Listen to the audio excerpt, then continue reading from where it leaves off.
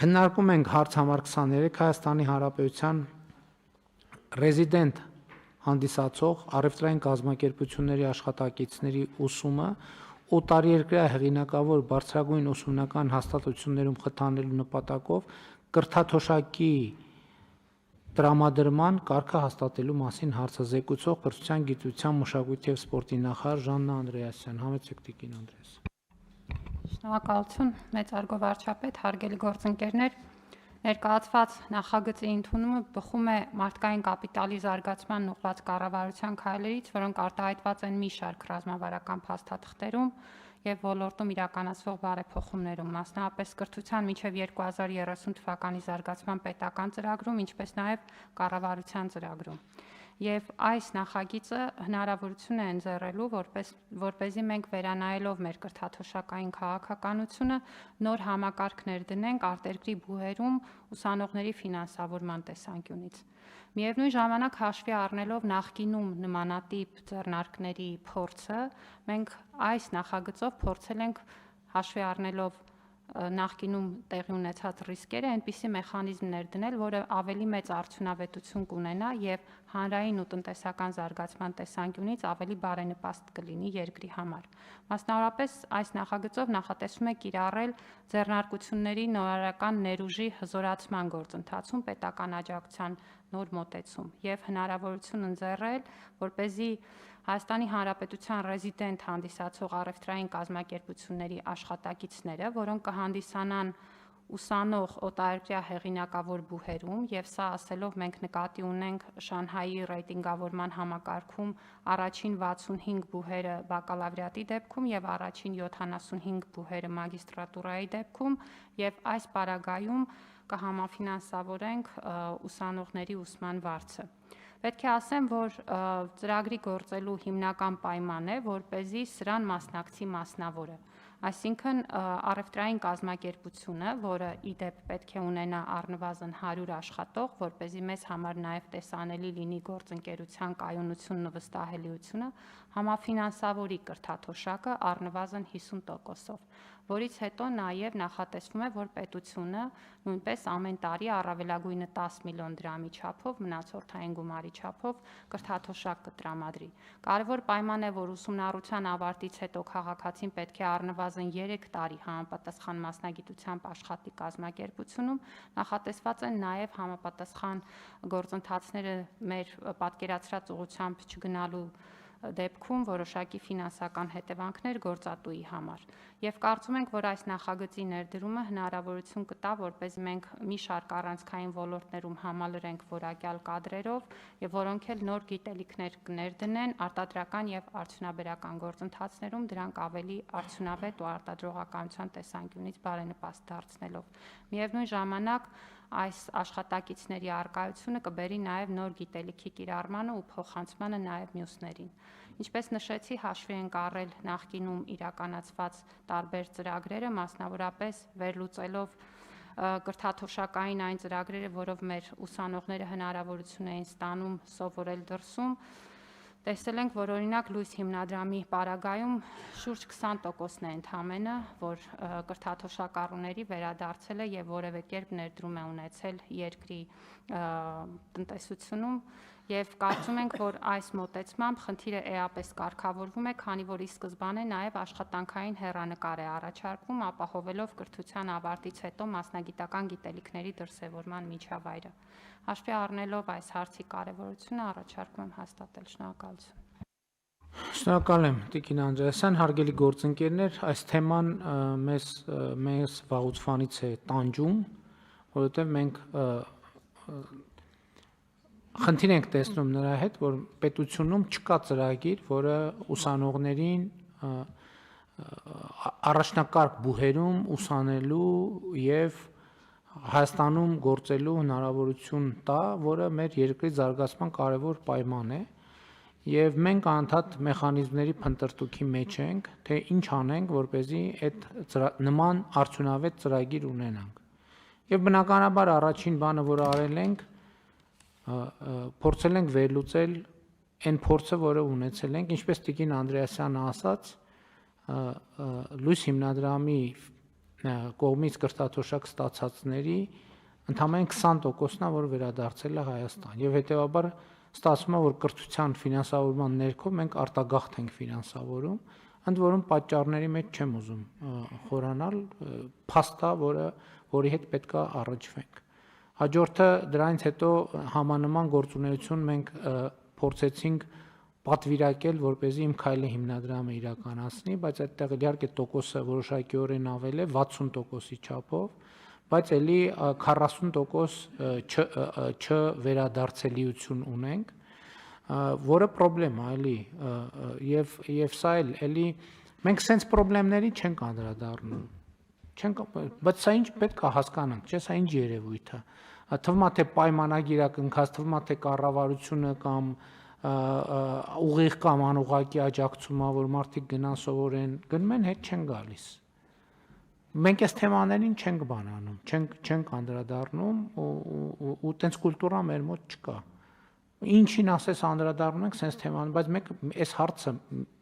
առնվազն մենք մեզ ճանաչելու համար պետք է այս հարցը տանք մեզ։ Սա ինչ է նշանակում։ Սա ինչի մասին է վկայում։ Եվ մենք ու անընդհատ այս հարցը մեր օրակարգում դնում ենք, պետքա լուծել, եւ եկանք այն եզրակացության, որ պետքա կոնկրետ ընկերությունների պետք լինեն կոնկրետ մասնագետներ, մենք իրանց աջակցենք, որպեսզի իրանք այդ մասնագետներին պատրաստեն այն կանխավարկածով, որ մասնավորի նկատմամբ ստանձնած պայմանագրային պարտավորությունը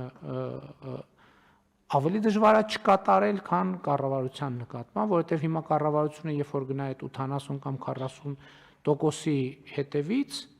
ես համոզված եմ, որ բան կսկսվի, մի հատ շարժում կսկսի, թե ինչպես է կառավարությունը ապազգային ձևով թույլ չի տալիս, որ տասնյակ հազարավոր մեր հայրենակիցներ Նոբելյան մրցանակ ստանան եւ Նոբելյան մրցանակի դռնից բռնում հետաբերում Հայաստանի Հանրապետություն։ Եվ էլ եմ ասում, ես հասկանում եմ, որ ես անկեղծ ասեմ, այդ թվերը տեսնելիս ուղղակի ջղայնանում եմ։ Ես չգիտեմ ուրիշների ինչ էմոցիա են, ես հասկանում եմ, որ պետքա հանդարտ վերաբերվել, բայց ես չեմ կարող սրան հանդարտ վերաբերվել։ Էլի բանի այդ կենացային տրամաբանությունը, որ սրա հետ դնում ես համեմատում ես, ասում ես, լավ, լսեք, ինչքան կարանք մենք մեզ կեղծենք, ինչքան կարանք կեղծենք, ինչքան խորը կարա լինի կեղծիքը։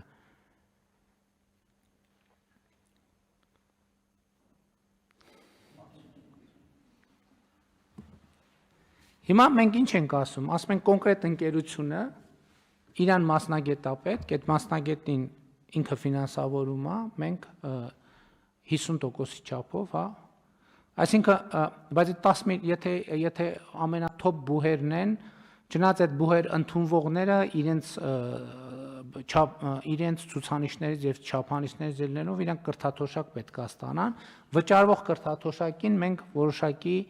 վճարվող ուսման վարձին մենք որոշակի ինչքան մասնավորն է մասնակցում, մենք այդքան ենք մասնակցում։ Մենք դրել ենք առավելագույն չափի սահման, որը ամեն ակադեմիական տարում 10 միլիոն դրամն է առավելագույնը։ Այդ չափով, բայց կարող են լինել դեպքեր, երբ որ ավելի պակաս է։ Այսինքն դա մաքսիմումն է։ Հիմա ես պարոն Պապիկյանը, քանի որ ուզում եմ հարց տա, ես տամ այդ հարցը։ Հիմա այս ուղղությամբ մենք տարկետում տալու ենք զինծառայությունից։ Պարոն վարչապետ, մեր մոտ արդեն գործում է 2018-ից տարկետման համակարգ, որով որ Շանհայի վարկանիշավորման համակարգի առաջին 50 բուհերում ուսանողներին տրամադրվում է եւ այս ընթացքում 18-ից ի վեր 380 հոգի օգտվել է այդ տարկետման համակարգից, նրանցից ավելի քան 330-ը դեռ սովորում է։ Իսկ քանիսն է ավարտել եւ քանիսն են 45-ը ավարտել են։ Քանիսն է վերադարձել։ Մենք այդ փորձել ենք ուսումնասիրել։ ուսումնասիրել։ Տեսեք, եթե 45-ն էլ չեն վերադարձել, այդ արտոնությունը մենք հանում ենք ուղղակի։ Ես առանց քննարկման։ Այս պահին հստակ տվյալ ունենք 19-ի վերաբերյալ, որոնք չեն վերադարձել, մյուսների հետ փորձում ենք, շարունակում ենք կապ հաստատել։ Ընդ որում տղաներ են թե աղջիկներ են, էական չի։ Այստեղ մենակ ծառայության մասին չի, որովհետև մենակ զինվորական ծառայության մասին չի։ Այսինքն, եթե պետությունը ջանք է գործադրել, հա? Հա, եթե պետությունը ջանք է գործադրել, եւ եթե հիմա ավարտածների վիճակագրությունը տվեք։ Ես հասկանում եմ, էլի տենց մենք պետքա առաջատար բուհեր եւ այլն, վերադարձածների վիճակագրությունը կտակ, եթե վերադարձածների վիճակագրությունը դեֆորմացված լինեն, մենք ուղղակի այդ արտոնությունը բան ենք անում։ Մենք կներեք այդքան ռեսուրս չունենք զարգացած երկրների զարգացման համար ներդրում անելու։ Իրանք իրանք զարգացման համար ներդրում անելու ձևը կգտնեն։ Լավ։ Համեցեք, պարոն Պապ։ Շնորհակալություն, պարոն վարչապետ, հարցը վերաբերում է նրան, ինչպես է կատարվում ընտրությունը, որտեղ խոսքը վերաբերում է պատանիներին դպրոցական տարիքի, ու մենք акցենտը դնում ենք ընկերությունների վրա, ովքեր պիտի վաղվա իրենց աշխատողին ընտրեն։ Այդ ընտրության մեխանիզմը եւ քվոտավորումը մարզերի եւ Երևանի միջև ինչպիսին է։ Իրականում այստեղ որևէ տարիքային շեմ չկա եւ շատ հնարավոր է, որ ընկերությունը ուղակի իր մոտ աշխատող մարդուն արդեն ուղարկի սովորելու եւ սա նշանակում է, որ այստեղ մենք ինչու ենք հենց այս մեխանիզմը ընտրել, որպեսզի ոչ թե ուղակի որևէ մեկի կրթության զարգացման մեջ ներդրում անենք, այլ մասնավորի հետ փոխկապակցված ծրագրով ներդրում անենք այն աշխատակիցների գիտելիքների զարգացման մեջ, որոնք հետո գալու են եւ այդտեղ աշխատելու են։ Այսինքն այստեղ ովքեր կլինեն շահառուները, պետք է կարծում եմ առնվազն 1 փուլով հայտարարությունների ընդունումից հետո, դիմումների ընդունումից հետո վերլուծենք, թե ում են ներկայացնում մասնավոր կազմակերպությունները, բայց կարծում եմ, որ այստեղ առնվազն այդպես դպրոցականների շքերթ չենք կարող ունենալ։ Ես կարծում եմ, որ մենք կարող ենք այսպես անել, որ ասել, որ այդ շահառուն պետքա 2 տարի առնվազն այդ ընկերությունում աշխատած լինի, որովհետև հիմա ենթադրենք 17 տարեկա 18 տարին լրացավ, այդտեղ աշխատեց եւ չնայած եթե ընդունվեն այդ վատ չի, բայց այդտեղ էլ վերադարձի վիճակագրության հարցն է։ Ես կարծում եմ, որ այս պայմանը պետքա դնենք, այսինքն պետքա համոզվենք, որ մարդը այդ ոլորտի աշխատող է։ Ինչ կլինի, որ սենց պայման սահմանենք։ 2 տարի, ասենք, աշխատող լինի։ Դրանով բազմաթիվ հարցեր կլուծենք։ Պարոն վարչապետ, այստեղ շրջանավարտների հարցն է առաջ կանգնելու, որոնք գուցե ավարտել են, այս պահին դեռ չունեն աշխատանքային փորձ եւ այդ ընկերություններում օրինակ մագիստրատուրա դիմելու, սովորելու հնարավորություն կունենան, բայց քննարկելու հարց է, կարծում եմ։ Համեցեք։ Պարոն վարչապետ, ես կարծում եմ ձեր առաջարկը շատ տրամաբանական է, որովհետև եթե որևէ կազմակերպություն պատրաստվում է իր աշխատողի վրա գումար դնել, օրինակ 10 միլիոն դրամ, որպեսզի նա գնա սովորի, 3 ընդունված աշխատողի վրա չի դնի։ Եթե դա դեպի բանը տեղի ունենում, դա ինչ որ տարօրինակ բան է։ Այսինքն հիմնարկը իր աշխատողին պետք է գնահատի, Ճանաչի։ տեսնի այդ մարդը պոտենցիալ ունի իր հետագա իր մոտ աշխատելու թե չէ։ Թե չէ, տենց կարա դառնա լրիվ ուրիշ բանի մեխանիզմ։ Այսինքն հիմնարկը թող 2 տարի իր մոտ աշխատի, աշխատավարձ վճարի այդ աշխատողին, ճանաչի աշխատողին, որովհետև չի կարելի։ Հա, այսինքն իր աշխատավարձն էլ ընդ որում էս էլ է բան, պետք է աշխատավարձնել նայել, եթե նվազագույն աշխատավարձ է տվել, օրինակ, ուրեմն ասում է, որ գիտեք, ինչ էս աշխատողը որակավորում չունի։ Եվ որակավորում չունեցող աշխատողի վրա ինչ է ուզում փող դնի։ Այդտեղ կարան տարբեր սխեմաներ գործեն։ Համեցեք։ Ես իրականության մեջ սա կաշխատի այն ժամանակ լավ իմաստով, ոչ թե հատուկ ինչ-որ դեպքերի համար, երբ որ 3-1-ին ընդունեն, որպեսզի այսօր պետությունը բանը տա իր վարձի կեսը, այն պարագայում երբ որ այո, եւ կազմակերպությունը երբ կծախսի փող իր աշխատողի վրա։ Նույնիսկ 2 տարի իրականության մեջ նույնիսկ 2 տարվա դեպքում կարող է չծախսի, այն տեսնի, որ ինքը տարիներ շարունակ աշխատել է, մեծ ներդրում ունի եւ որպես մի կազմակերպություն կա